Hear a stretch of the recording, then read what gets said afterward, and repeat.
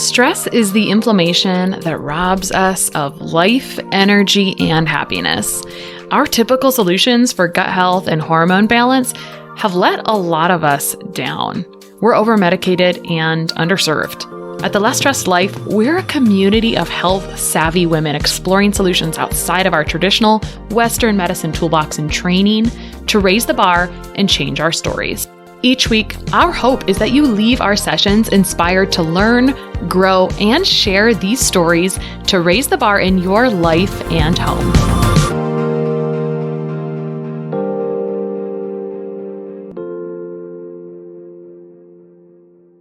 All right, today in The Less Stressed Life, I have Ben Azadi. And in 2008, which feels so long ago at this point, but really not that far long ago, he went through a personal health transformation of shedding 80 pounds of pure fat. Ever since, Ben has been on a mission to help 1 billion people living a healthy lifestyle. He's the author of 4 best-selling books, including his latest, Keto Flex, which I do like that name now, knowing that that's like your version of carb cycling, which we'll talk about.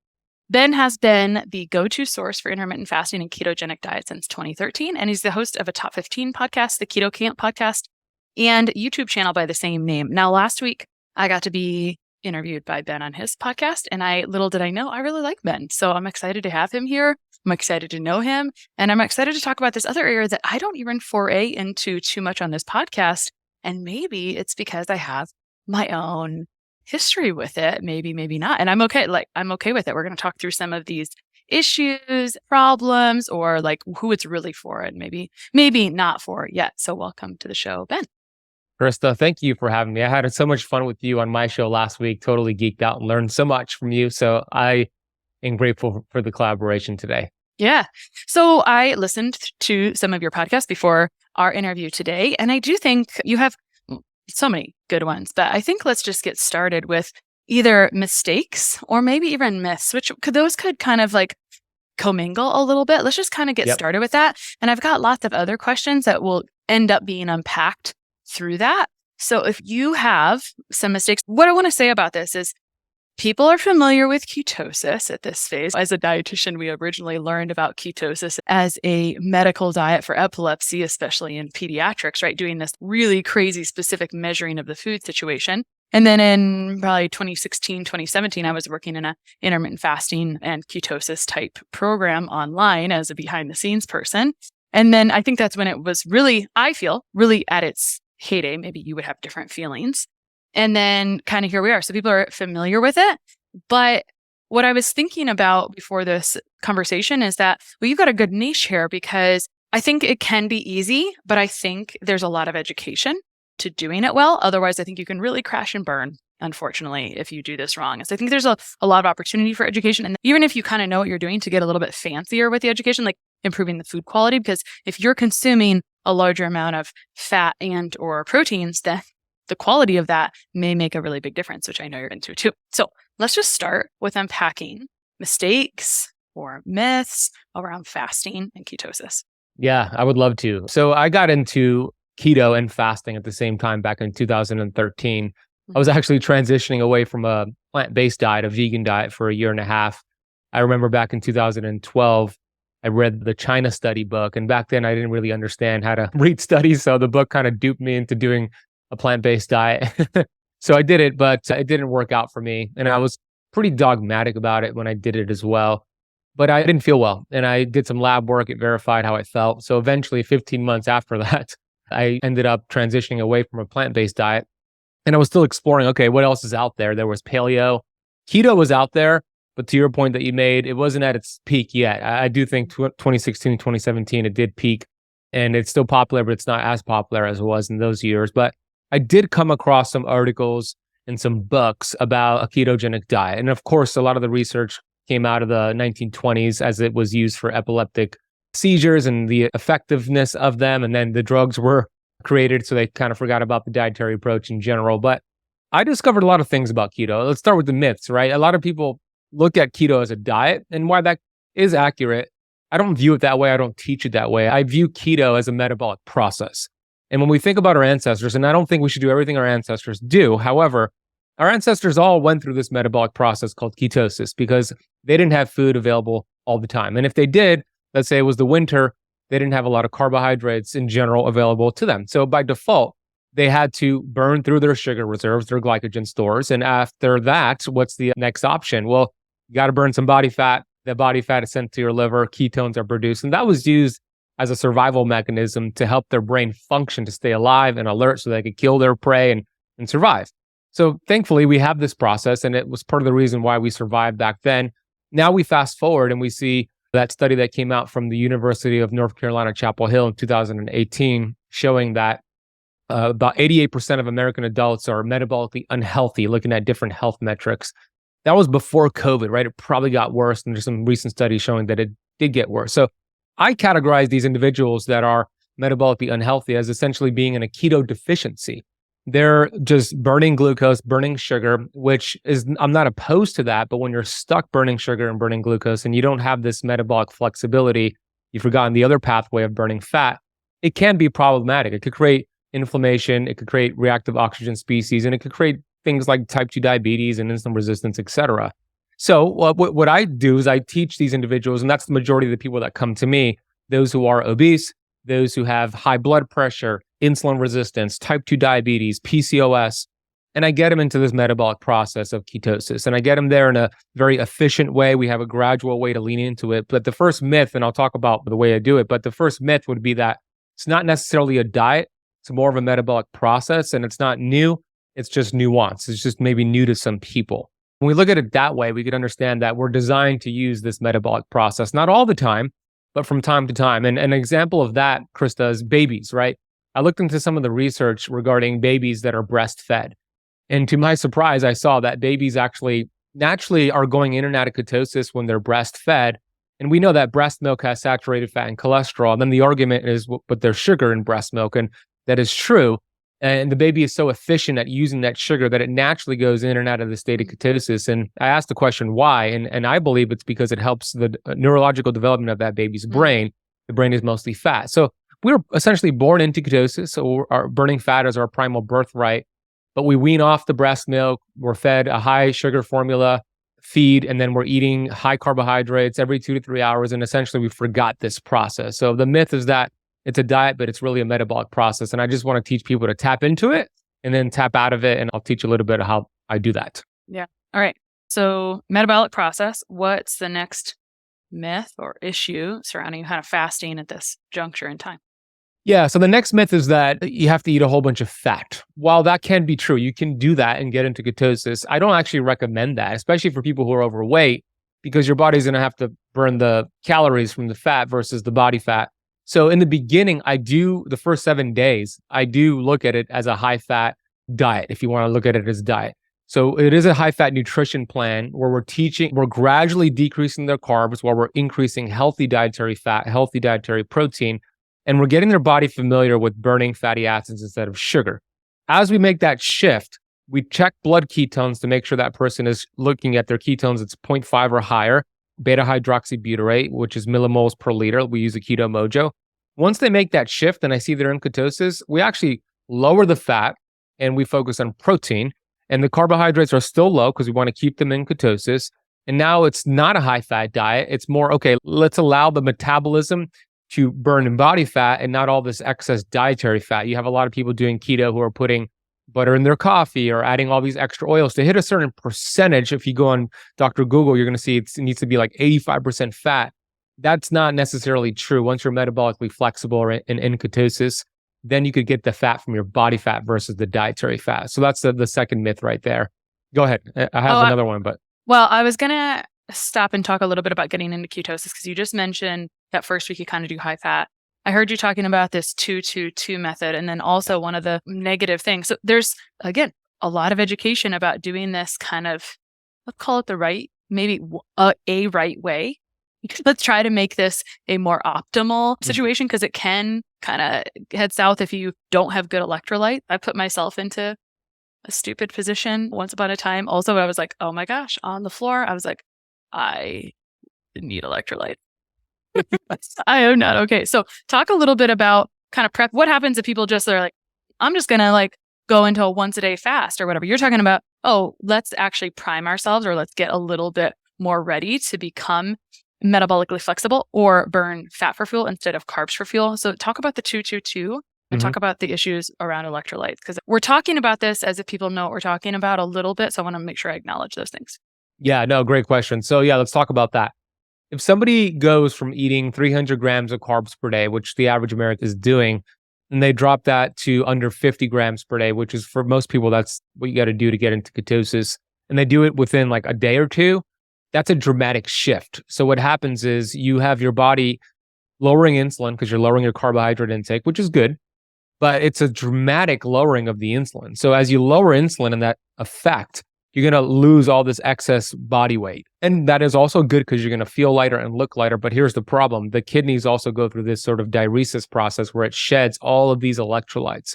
And if that happens fast, to your point, Krista, it's not going to feel good. People call it the keto flu. It's really more accurately described as carbohydrate withdrawal symptoms because you've done it too fast.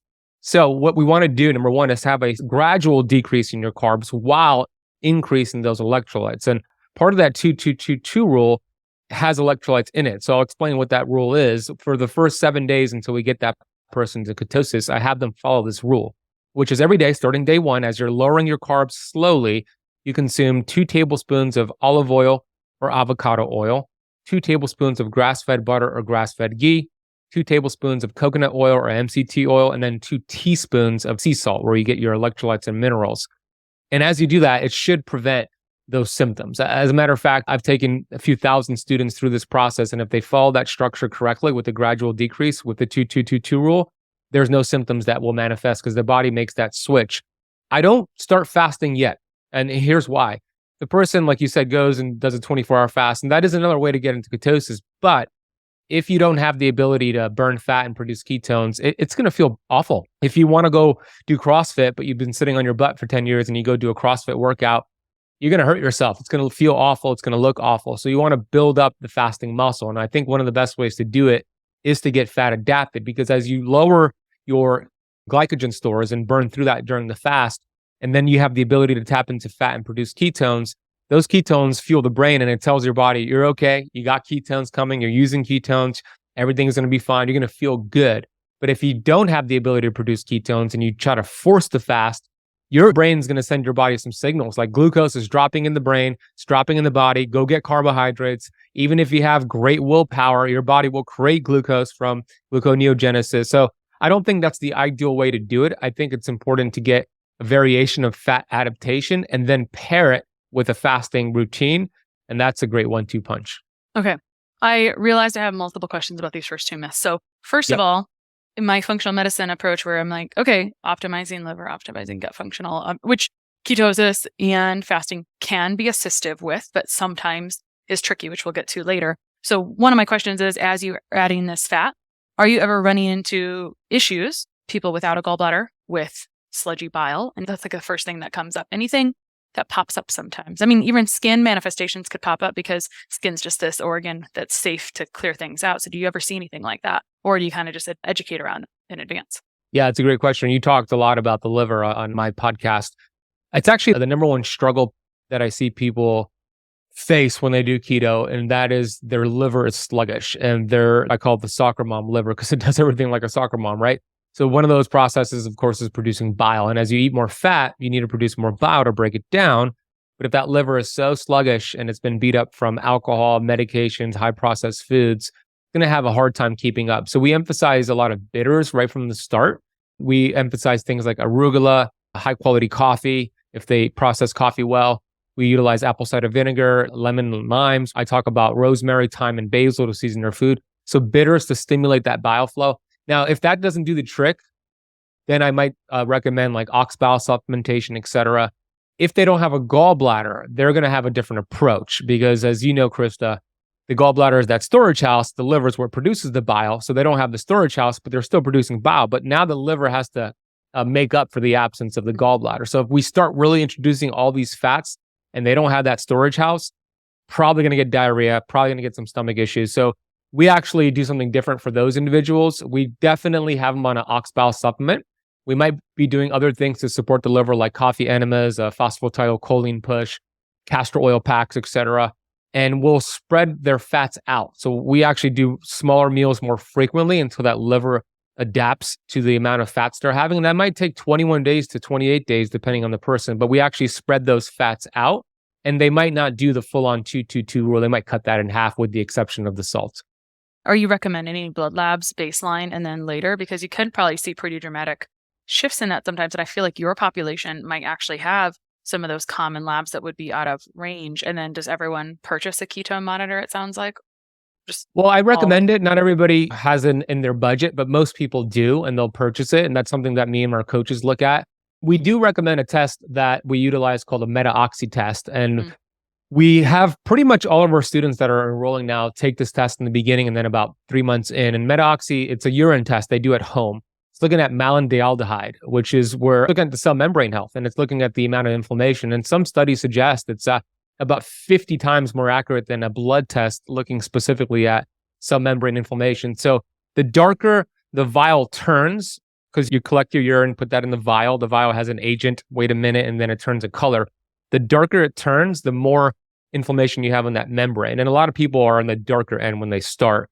And it's super cool to have them retest and see that drop, along with asking them how they're feeling and seeing how their symptoms have improved. Along with that, we do recommend other tests like HSCRP. We recommend like a full thyroid panel. We recommend, of course, A1C and fasting insulin. Those dramatically improve, especially fasting insulin. Some people want to go a little bit deeper and do things like a C-peptide, looking at their beta cells in their pancreas. That dramatically improves, but not everybody has that in those labs for their budget.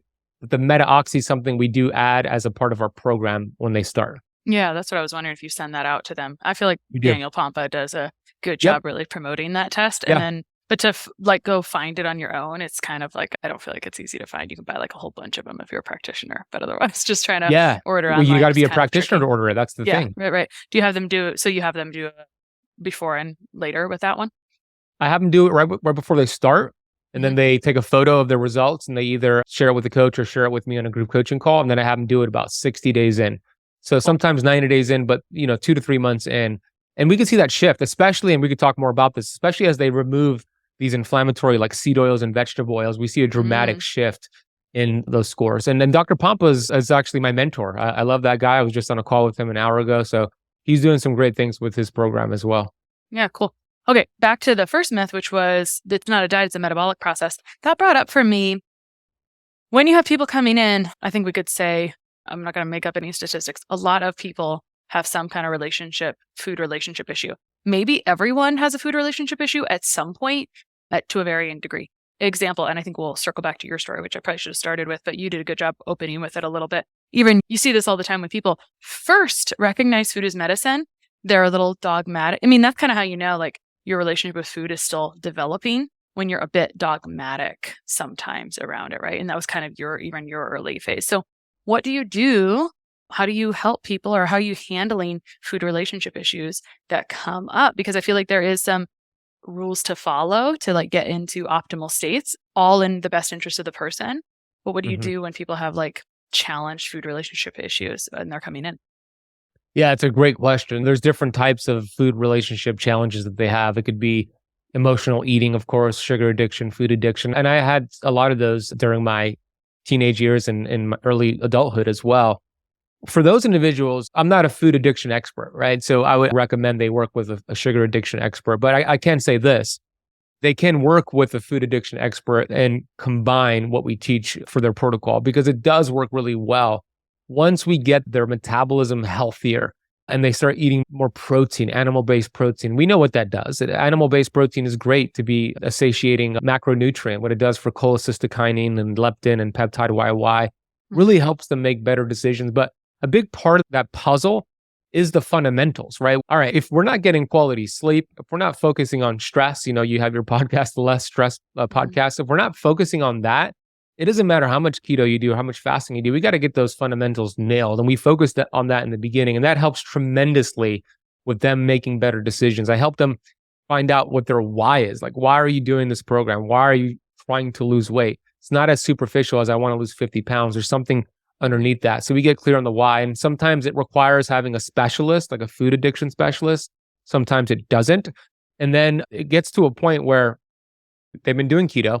and I want them to flex out. But somebody who has a food addiction still, or a sugar addiction, they're not going to flex out the same way as somebody who doesn't. So we have that conversation and figure out an approach that works for them. But to your question about the being dogmatic, that is something that I struggled with for many, many years. Even when I started doing keto, I also was dogmatic. And I think that does us a big disservice. It really does. I'm all for health and metabolic flexibility over dogma.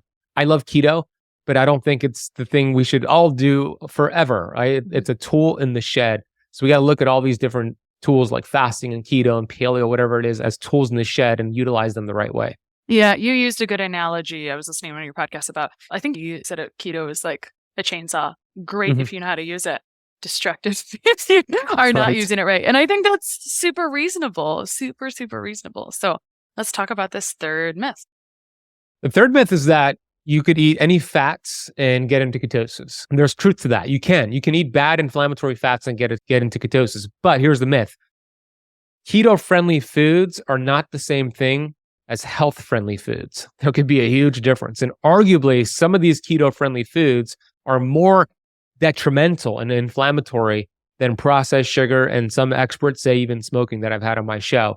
So I'm referring to these bastardized fats, these adulterated omega-6 linoleic acid seed oils that are processed with detergents and high heat that are oxidized and very unstable. And they're all keto friendly. They're in a lot of keto products. They might get you into ketosis, but I got to tell you, they're not healthy. So we distinguish between healthy fats that are stable, the body could use, the membrane could use and build the membrane, and then the fats that actually destroy the membrane. So we got to distinguish between those different fats there.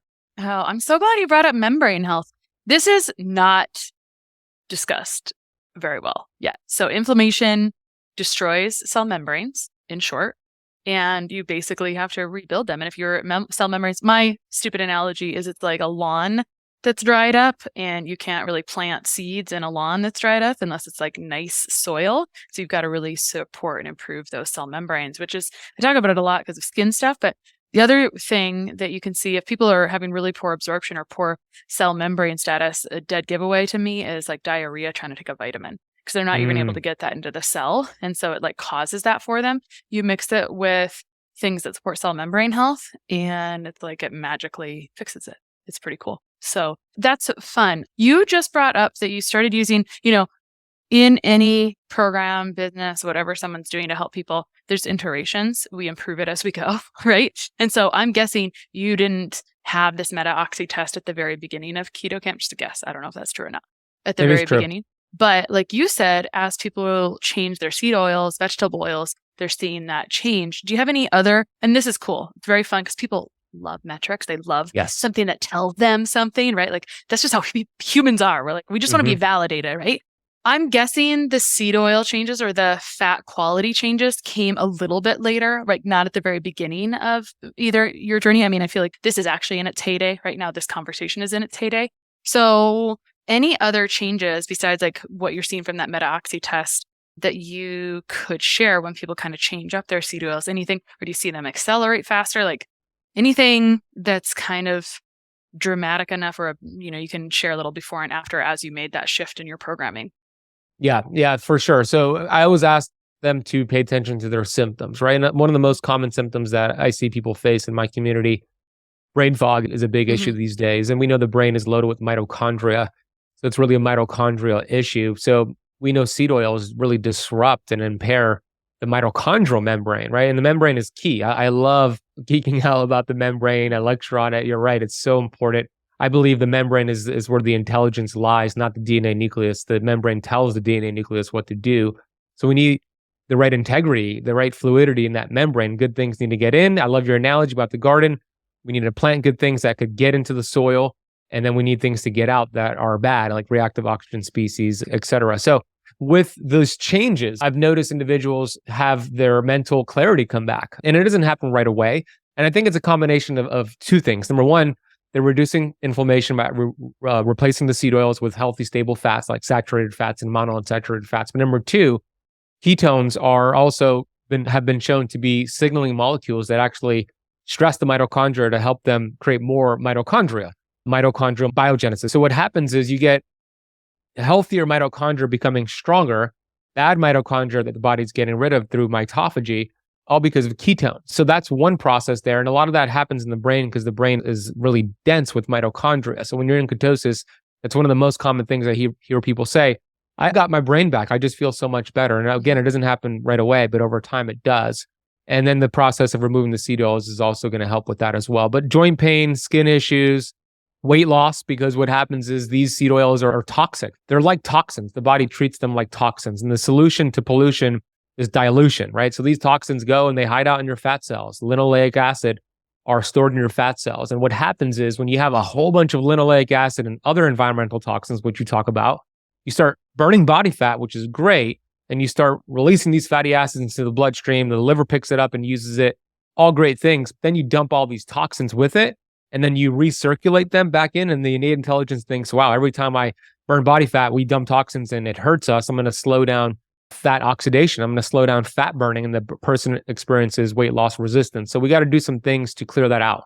I focus a lot on doing the right detox, environmental detox as well. But seed oils are also considered a toxin in my book. Yeah. Toxic burden is kind of the name of our current life and game right now. And there's not necessarily avoiding it. It's just being able to support it and doing our best in mitigating it. I mean, that's kind of my approach. I'm like, well, I cannot change all of the natural disasters happening in the world right now. So I'm my best. Do my best. All Keep those pathways open, right? Let them do their job. Just support because we live in a challenging environment. So fourth myth is that men and women do keto the same way. And I would even take that even farther and say women who have a menstrual cycle versus women who have a postmenopause should do it the same way. That's also a myth.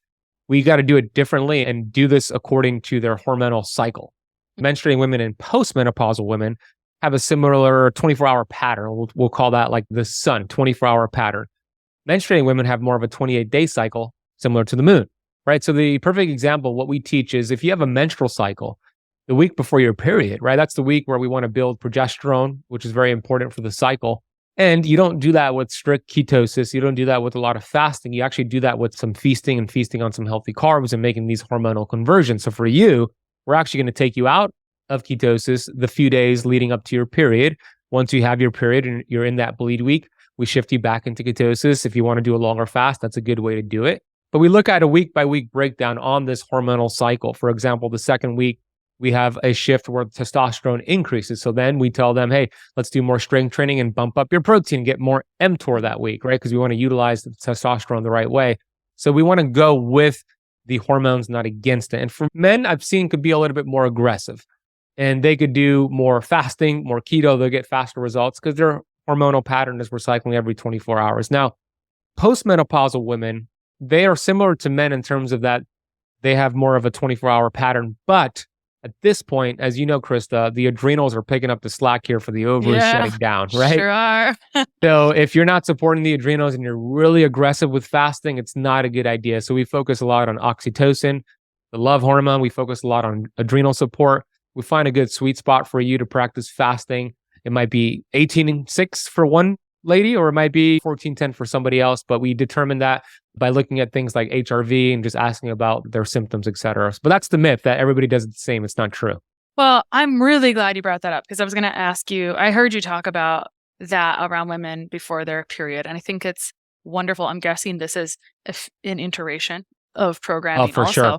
And I remember you said last week, a lot of your audience is women that are either perimenopausal or postmenopausal. I mean, correct me if I'm wrong, but kind of that big group. And what happens sometimes to us is like, you have your story and you did this, you had your health journey, and then you start helping people. And then it's like a little bit of a whiplash when the people who need your help are like, oh, I was not prepared for the postmenopausal women or whatever. And there was a lot to learn to support them. So I would say like, this is perhaps everything you said in that myth encapsulated some of the criticisms that I've held for a while around ketosis and intermittent fasting is humans. So what's cool about keto and intermittent fasting, if done properly, is that you could get some cool immediate results. And then people love that, right? So they get that pretty quick validation. So that's cool. But then our human behavior is to do more of the same thing.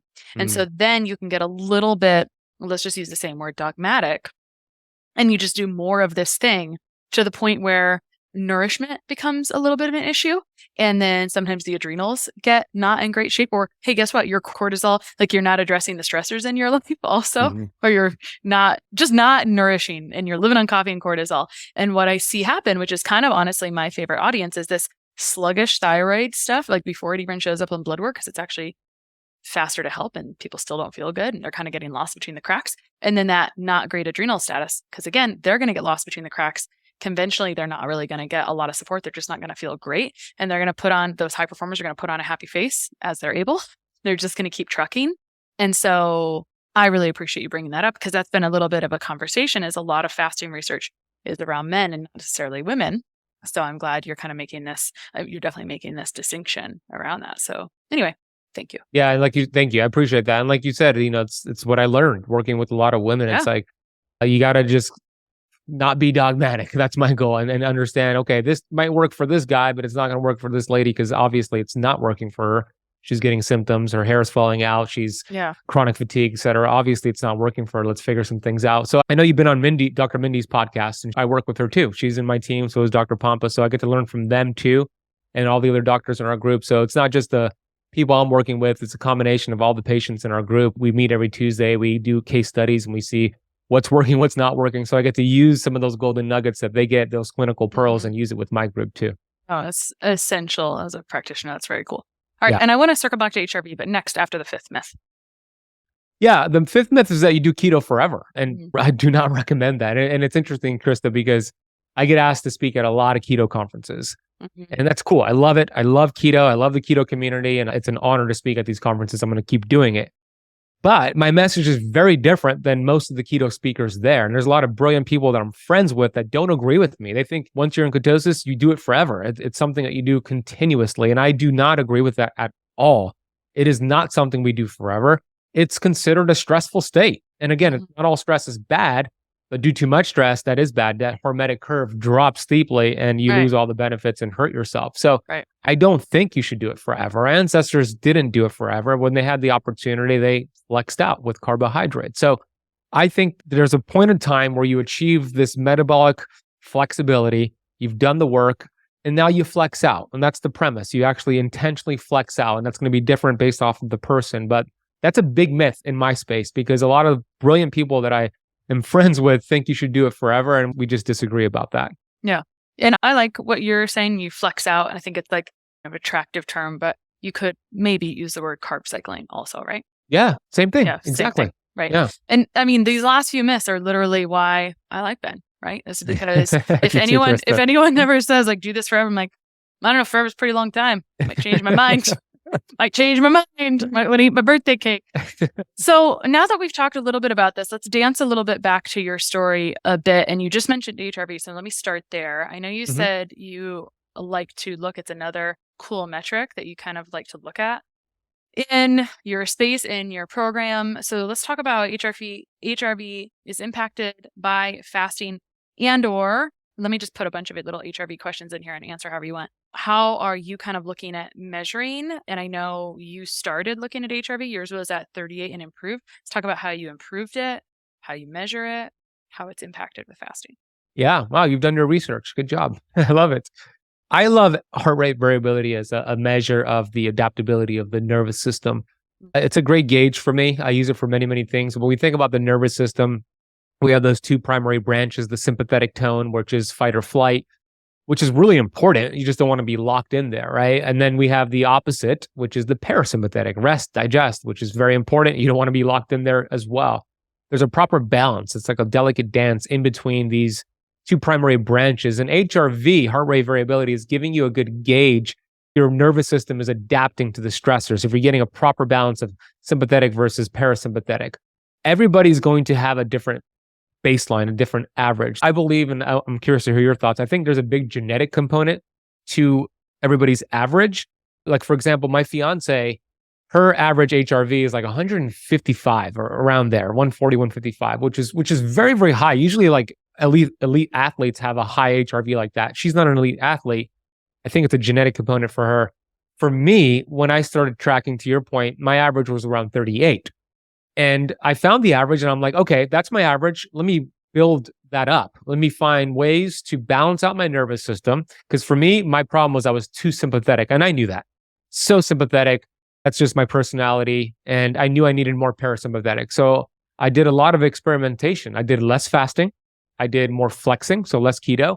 I did things like brain tap, PEMF mats, more grounding, breath work. I did a whole bunch of things. And, fast forward to now, my HRV average is around 65, 70, right? And that's my baseline. But here's what I see with my baseline. If I see that I wake up in the morning and I check my HRV on my Oura ring and it's 42, that is very low for me. That is a day that I don't want to do much fasting. I don't want to really exercise. I want to do things for more parasympathetic. So that's what I teach my students. Like if you have a really low score, it's probably not a good day to do that 24-hour fast that you had planned. It's probably not a good idea to do that CrossFit work or that sprinting that you wanted to do. It's more of a day for parasympathetic. Use that as a good gauge.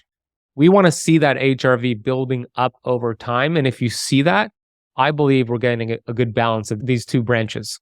Yeah, that's a cool story. Maybe that's a future episode. But this reminds me of, I have my episode, which is with, I think, Dr. Eric Koram. His work is kind of revolved around this. And he says it doesn't exactly matter the type of data device you're using. None of them are perfect. It's just use the same one and your trends, which is essentially what you were saying. And so if you don't really have a little bit of longevity data, you can't really make, I think often I have people ask me this constantly. People will be like, well, this happened. What should I do? I'm like, if something happens one time, we just observe curiously. Yeah. If it happens that's more a than great once, response. Such a great response. Start to look at it more like, okay, cool. Maybe this is something there's actually something there. Because like anything could, there's all kinds of goofy things. And I tend to live in the world of goofy symptoms. And so you can't probably tell me something I haven't heard. Yeah, that's probably true either. But there's a lot of goofy stuff, right? But if it happens once, observe curiously.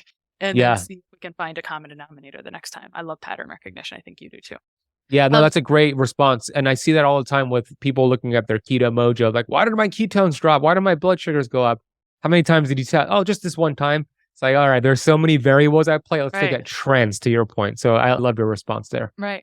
Okay, so I want to talk a little bit about any people that you think need to kind of like proceed with caution or contraindications around doing ketosis intermittent fasting, yes or no? Or maybe people who could just benefit so dang much if they tapped into it. And what comes to mind, something I'm really interested in right now is cancer. And I feel like some of the big benefits of ketosis, which is like getting rid of diseased and damaged cells, improving that process because the body's like, I don't have resources. I'm going to offload the trash, which it's improving that overall system. That's essentially what's kind of broken down before cancer starts. And so do you have those people ever walking through your program, which can get tricky because there's then a lot of medical intervention sometimes, but it may still be an option. And I think there's even some discussion around fasting around chemotherapy and different things. Any like hard pauses or stops around whether people should be doing this or people that you wish would tap into this more?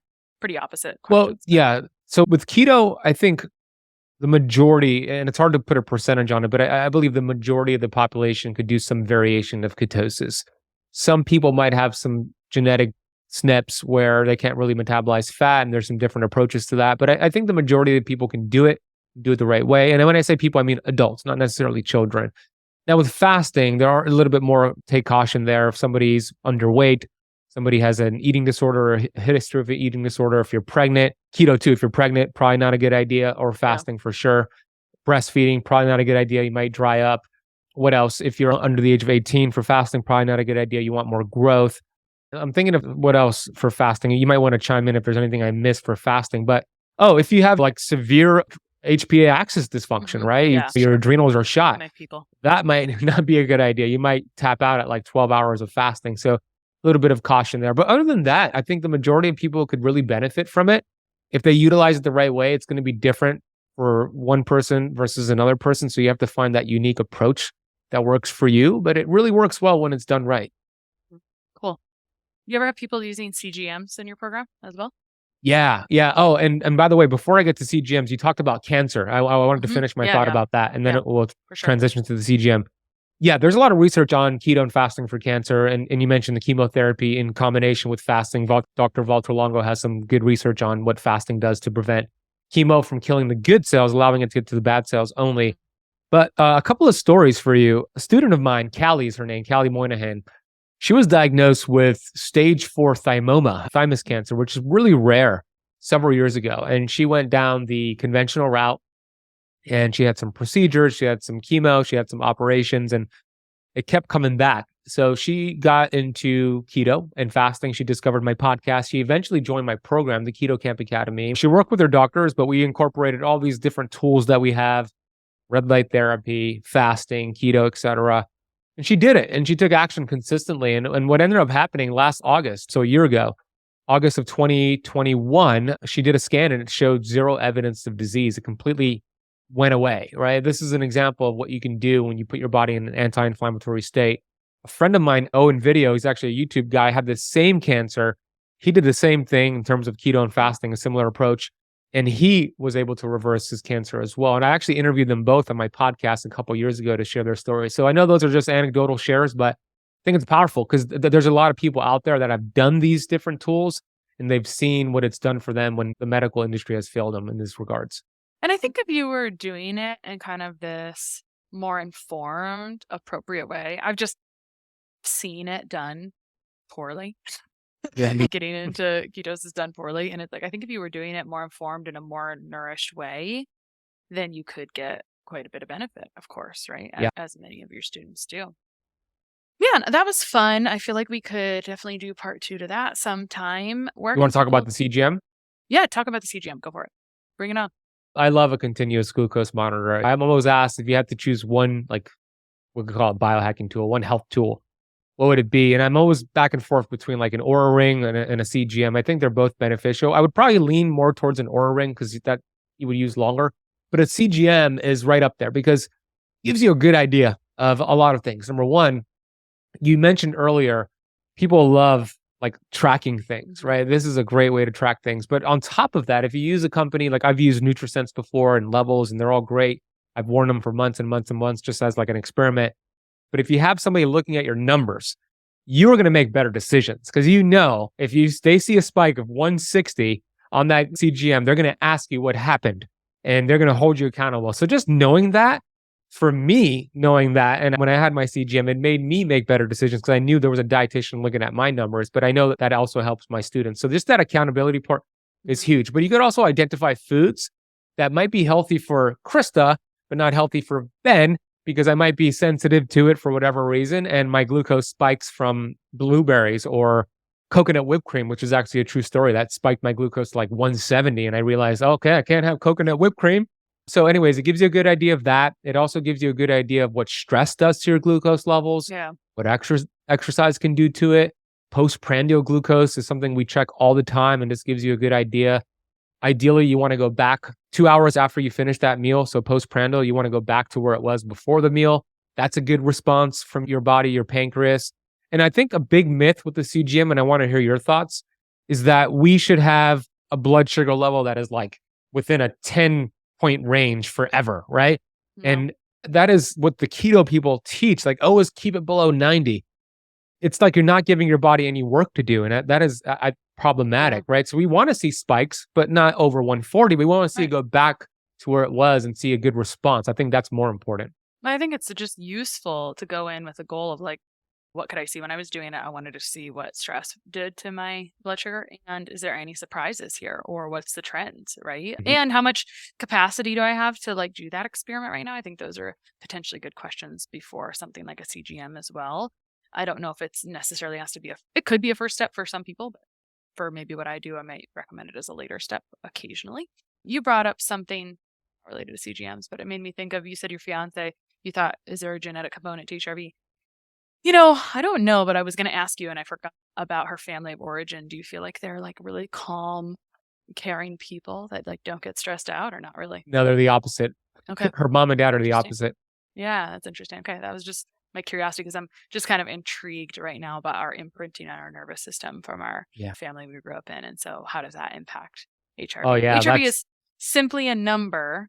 I really care. I mean, nervous system stuff is kind of my main thing I like to kind of delve into around the research around right now because I feel like it's our big self-limiting factor on real long-term progress, but just curious. So it doesn't apply to I'm with you on that. It's not spoken about enough or studied enough. So I love that you focus on that. It is really the key, getting that Yeah. nervous system balanced, and everything else improves automatically. And Yeah. if you don't have that balance, you're going to get some symptoms. Yeah, no, I mean, it's like a shaky foundation. Everything will just break down eventually again because usually it's part of the initial domino impact. Yep. All right, so we talked about 5 myths. We talked about how keto is a metabolic process and not just a diet. We talked about that you have to eat a whole lot of fat, and versus instead, we talked about some of the things that can happen as you go into ketosis, especially if it's kind of done improperly. We talked about that 2-2-2 rule. We talked about eating any kind of fat versus higher quality fat, and I think you were really specific with your 2-2-2 rule, which I think can be good, especially to a beginner. It's like training wheels. It's like, do this first. Kind of makes it a little bit easier, which is important. I've abandoned some of that because so many people come in on pretty awesome diets, but I need to remember not everyone is that person either. And the 4th myth, which maybe I appreciated all of them, but maybe I appreciated 4th and 5th the most. Men and women are different. And then they might get more immediate feedback, whereas women might need to change it with not only their menstrual cycle, but with their cycle or phase of life, right? If they're menstruating, cycling. Yeah. And then also not to be dogmatic or that it's not keto forever, that we're not flexing. And I would say that's just like my biggest complaint kind of with anything is like, yeah, I know you're really excited about this right now, but time will tell you how you really feel with something overall long term. And like you said, it is a metabolic tool we've had forever. And that's, I guess, some of my attraction to your style is like, yeah, this is an ancient practice. Like if you tap into it with the right mindset, you can do really well with it, right? It's just that when you have this wrong, maybe toxic mindset around things like, oh, I just want to lose. I get that most people have this underwriting secret goal of maybe not so secret goal of losing weight, and it can be a tool there, but it's about, I would like to say the pinnacle of health is seeking health and not just appearance, because how I feel about our appearance can vary a lot. There's a lot of those NSVs, Well said. right? On scale Yep. victories. Well said. Ben, where can people find you online? My website is benazadi.com. I also have my podcast. Krista was just on there. It's called the Keto Kamp podcast, and Kamp is spelled with a K. Well, thanks so much for coming on today, and got some good info for our next conversation. Thank you, Krista. I look forward to it. Sharing and reviewing this podcast is the best way to help us succeed with our mission to help integrate the best of East and West and empower you to raise the bar on your health story. Just go to reviewthispodcast.com/less stressed life. That's reviewthispodcast.com/less stressed life. And you'll be taken directly to a page where you can insert your review and hit post.